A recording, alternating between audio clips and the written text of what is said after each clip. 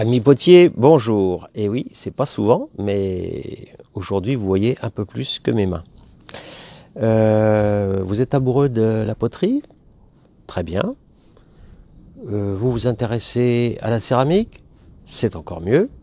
Mais si vous voulez voir du tournage, aujourd'hui, il n'y en aura pas. Je vais juste vous parler d'une cabine d'émaillage et les recommandations qu'il convient pour pouvoir la mettre en service. Une chose à faire tout de suite, c'est la vérification de la mise en place du filtre à particules en partie supérieure. Je prends une visseuse, je dévisse la petite vis de blocage et je soulève toute la partie haute. Je vous montre ça de plus près. Voilà, la partie supérieure est soulevée et le filtre à particules est ici. Il faut s'assurer qu'il est bien jointif partout et qu'il recouvre toute la surface. Quand ça c'est fait, s'assurer aussi que ce poids métallique ici est bien en place parce qu'il empêche que le voile ici de fibre se soulève, aspiré par le moteur qui est là. Alors quand ça c'est fait, il n'y a plus qu'à refermer et il n'y a pas d'autre vérification à faire pour la partie haute. Alors ensuite il faut mettre cette cabine à la place qu'il convient. Ça prend pas beaucoup de place, c'est monté sur roulette, donc vous la déplacez comme vous voulez, vous l'ajustez contre le mur par exemple. Les côtés sont en bois très épais, donc on peut fixer des choses dessus, des étagères. Moi j'ai mis mon tour devant. Maintenant pour le démarrage, on va mettre à l'intérieur de l'eau. Alors comme je suis dehors, eh bien j'ai pas encore installé le tuyau d'arrosage parce que c'est l'hiver. Donc je finis de remplir avec un seau.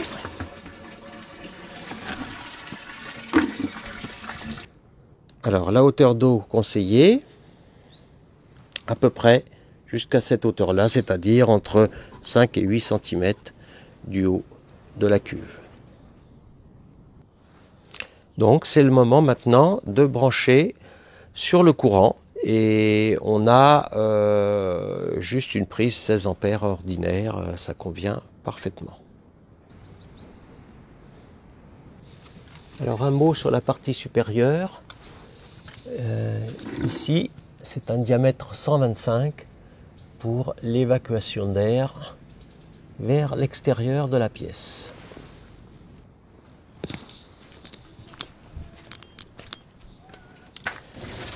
Alors, le système marche comme ceci. Ici, on a un boîtier étanche électrique. On met en marche le petit disjoncteur. Et ici, on a 3 petits boutons. Le premier à gauche, c'est un éclairage sur le côté qui vous permet de voir parfaitement la pièce que vous allez émailler. Le second en haut, il y a 2 vitesses. Rapide en haut et lent en bas. C'est très bien pour filtrer les particules de l'atelier. Je vous recommande de le faire de temps en temps, ceux qui ont des cabines. Utilisez les ventilations pour pouvoir filtrer l'air. Et une partie plus rapide en haut, donc pour quand on est en marche, pour extraire tout ce qu'on va émailler et qu'on ne voit pas surtout, qui ne sera pas piégé par le rideau d'eau. Donc le troisième bouton, lui, c'est le rideau d'eau. Alors la première fois, il faut attendre que la pompe s'amorce. Donc il y a environ 30 secondes d'attente avant que ça commence à couler. C'est tout à fait normal parce qu'il faut que l'air s'évacue. Et vous allez voir, le rideau d'eau va se mettre en marche tout seul par la suite. Voilà. C'est parti.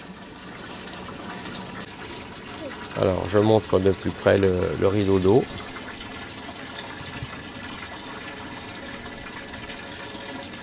Alors, je fais le même plan sans l'éclairage parce que je vois que l'éclairage à LED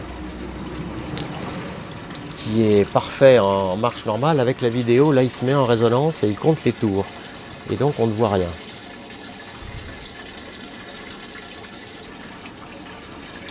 Le débit de l'eau est réglable ici. On peut le couper complètement, mais je ne conseille pas évidemment de faire tourner la pompe sans débit. Et c'est utile aussi pour la douchette.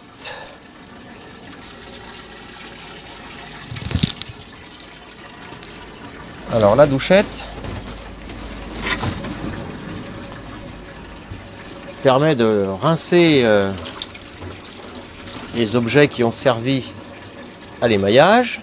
Si on veut un jet, il n'y a pas beaucoup de pression à cause du système, mais si on veut un peu plus de pression quand même, on coupe le haut et on finit de tout laver, ainsi que les bols, toutes les choses qui ont préparé, les pinceaux, tout ce qui a servi à préparer votre émail. Alors ça sert aussi à vidanger. Au bout de 6 mois, 1 an, si on a beaucoup émaillé, l'eau va être un petit peu tachée, un petit peu sale. Donc on coupe ici et on vidange tout simplement l'eau comme ceci. Alors il faut faire ça au bout d'une semaine, quand on a vraiment complètement laissé stagner l'eau de la cuve.